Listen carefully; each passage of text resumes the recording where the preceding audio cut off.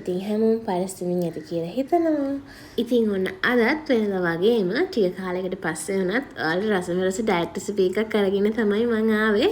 මගේ කිලෝග්‍රෑම් 35ක් අඩු කරගත්ත weight loss journey එකේදී කැලරි ඩෙෆිසිට් එකේ ඉන්නකොට මම ගත්ත රසමරස පාස්ටා රෙසිපි එකක් තමයි අරන් ආවේ. අපි බලමු මේක කොහොමද කරගන්නේ කියලා.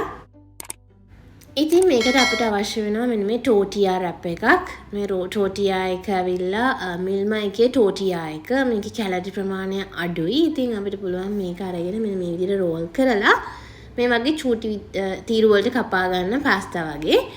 ඊට පස්සේ පාස්තා වගේ මේ චූටි තීරු වලට මේක කපා ගත්තට පස්සේ අපිට ඉතින් මේක හදාගන්න හරිය ලේසි. ඉතින් ඔයාලා කවදාවත් හිතුවද tortilla එකකින් පාස්තා හදාගන්න පුළුවන් කියලා? නැහැ නේද? ඉතින් මේක හරිය ලේසි ක්‍රමයක්. හරිය ඉක්මනින් හදාගන්නත් පුළුවන්. ඊට පස්සේ ලුණු ගෙඩියක් අරගෙන චූටියට කපා ගන්නවා. ඉතින් ඔයාලට පුළුවන් මේ වෙනුවට බී ලුණු හරි නැත්නම් රතු ලුණු චූටියට කපලා එකතු කරගන්න. ඉතින් මේ මිල්මා එකේ tortilla එක ඔයාලට සුපර් මාකට්ස් වලින් ගන්න පුළුවන්. මම ගත්තේ ආපිකෝ සුපර් මාකට්ස් එකෙන්. ඊට පස්සේ ලුණු ටිකක් කපාගෙන මෙන්න මේ වගේ සුදු ලුණු බික් දෙකක් අරගෙන චූටියට chop කරගන්නවා. ඊට පස්සේ අම්මලිස් කරලක් අරගෙන ඒකත් මේ විදිහට චූටියට chop කරගන්නවා. ඉතින් ඔයාලට කැමති නම් මාල්මලිස් බෙල් පෙපර් වගේ දෙයක් වුණත් මේකට එකතු කරගන්න පුළුවන්. හරි. දැන් අපි පාස්තා ටික තඹ ගන්න යන්නේ. ඉතින් මේ විදිහට උණු වතුර ටිකක් එකතු කරලා උණු වතුර එකට අපි කපාගත්ත tortilla පාස්තා එක එකතු කරගන්නවා මෙන්න මේ වගේ. ඉතින් මේක චුට්ටක් වෙලා විනාඩියක් දෙකක් වගේ චූටි කාලයක් තැම්බෙන දුන්නම හොඳටම ප්‍රමාණවත්. මොකද මේ tortilla එක ඉක්මනින්ම තැම්බෙනවා.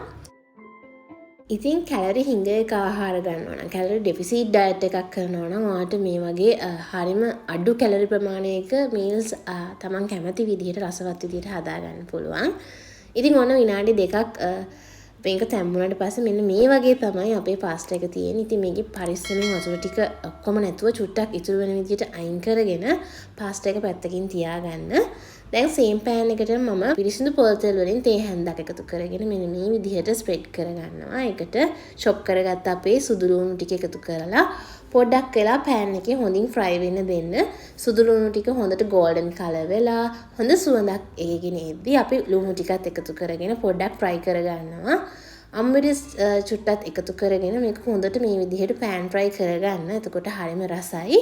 දැන් මේ විදිහට විනාඩියක් වගේ කාලයක් මේක හොඳට fry කරගත්තට පස්සේ අපිට පුළුවන් මේකට එකතු කරගන්න බිත්තරයක්. ඉතින් එතකොට අපේ මීල් එකේ කැලරීස් බැලන්ස් වෙනවා. ඒ වගේම නියුට්‍රිෂන්ස් බැලන්ස් වෙනවා.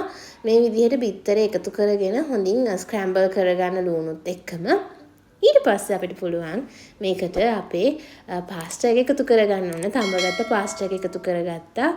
ඉතින් මේක හරියම පරිස්සමෙන් එකතු කරලා මේකට non fat කිරි වලින් කප් 4න් එකක ප්‍රමාණයක් එකතු කරගන්නවා.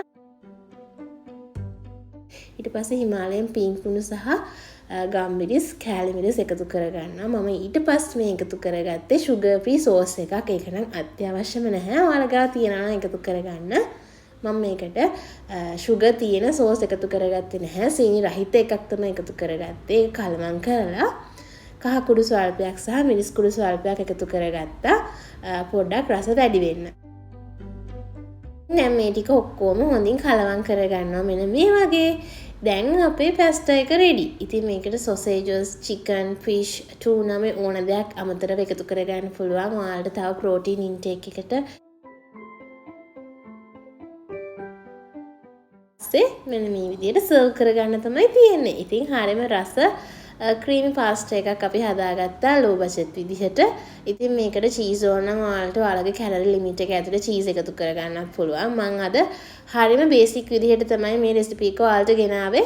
ඉතින් මේක හරියම ලේසියෙන් ඒ වගේම තමන්ගේ weight loss journey එකේදී ඉක්මනින් ලේසියෙන් අඩු වියදමකින් හදාගන්නත් පුළුවන් නිසා දැන් මම මේක ගානිෂ් කරගත්තා තක්කාලි කෑල්ලක් තියලා. ඉතින් ඔයාලට මේක තව දේවල් එකතු කරලා ඔයාගේ කැලරි ලිමිට් එක ඇතුළත හදාගන්නත් පුළුවන්. ඉතින් මම හිතනවා අද මම ගෙනාපු මේ රෙසිපි එකකට ඔයාලා ගොඩාක් කැමති වෙන්න ඇති කියලා.